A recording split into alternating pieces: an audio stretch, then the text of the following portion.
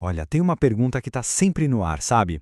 Uma frustração que quase todo mundo sente, mas que é difícil de colocar em palavras. A pergunta é simples: por que, aqui no Brasil, tanta coisa parece que simplesmente não funciona? Sabe aquela sensação do dia a dia? É quase um suspiro coletivo, né? A gente olha em volta e percebe que, apesar de todo o potencial que o país tem, parece que tem alguma peça fundamental que está quebrada. Algo não encaixa. É só parar para pensar. Qual foi a última vez que você precisou de um serviço público? A primeira coisa que vem na cabeça, provavelmente, é a espera. Uma espera que não acaba mais. É a nossa paciência sendo testada no nível máximo. Ou então o simples ato de ir de um lugar para o outro. As ruas parecem mais um campo minado cheio de obstáculos. É um teste não só para o amortecedor do carro, mas para nossa própria sanidade mental. Vamos combinar.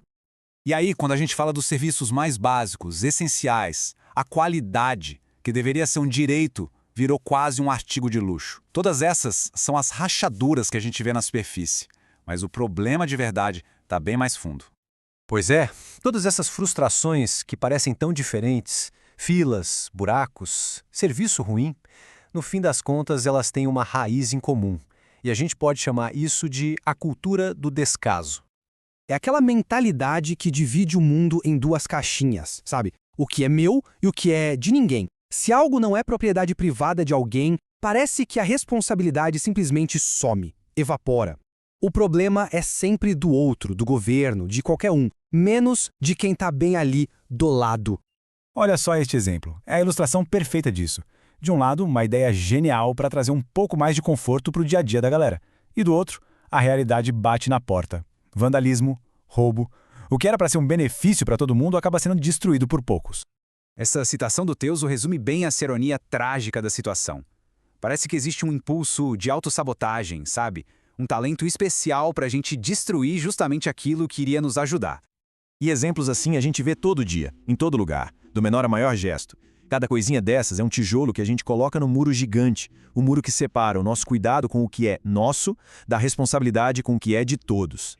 Mas espera aí, esse comportamento não surgiu do nada, né? Para a gente conseguir entender por que as coisas são assim, a gente precisa dar um passo para trás e olhar para a nossa história, para as raízes que formaram essa mentalidade. Isso tudo é resultado de séculos de história. É uma herança que começa lá na desigualdade da era colonial, passa por uma desconfiança gigantesca nas instituições que virou cultural e chega até os dias de hoje, onde o interesse individual quase sempre passa por cima do interesse coletivo. E a sociologia, olha que interessante, tem até um nome para esse fenômeno, a tragédia dos comuns. A ideia é bem simples. Quando uma coisa é de todo mundo, na prática, parece que não é de ninguém, a responsabilidade vai se diluindo, se dividindo, até que ela simplesmente some.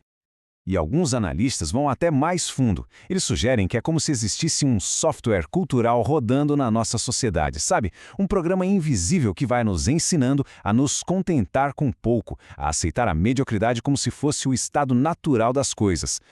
E essa mentalidade toda se resume numa frase que é um soco no estômago. O sucesso no Brasil é uma ofensa. É isso. Em vez de ser uma inspiração, muitas vezes a excelência é vista com desconfiança, como se fosse algo errado. E olha, essa cultura do descaso não é só uma ideia abstrata.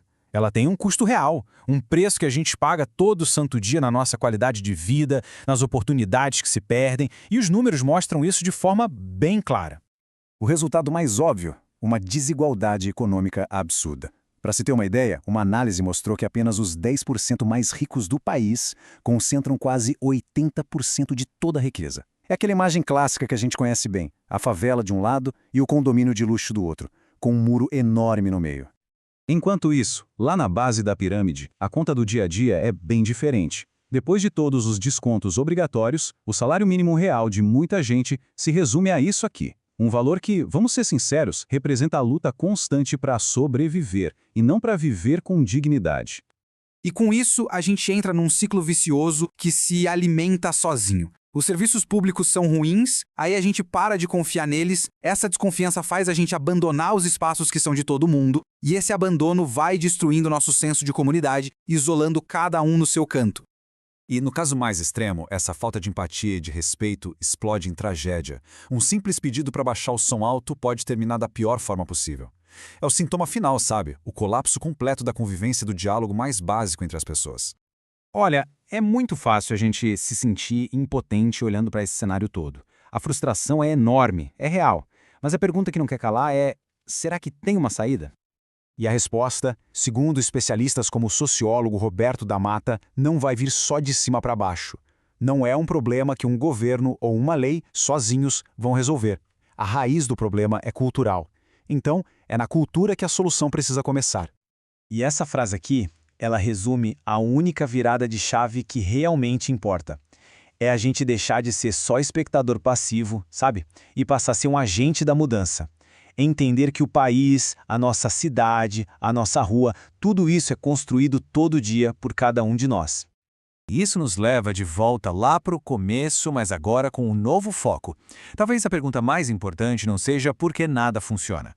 Talvez a pergunta que cada um de nós precise se fazer de verdade seja: o que eu estou fazendo para que funcione?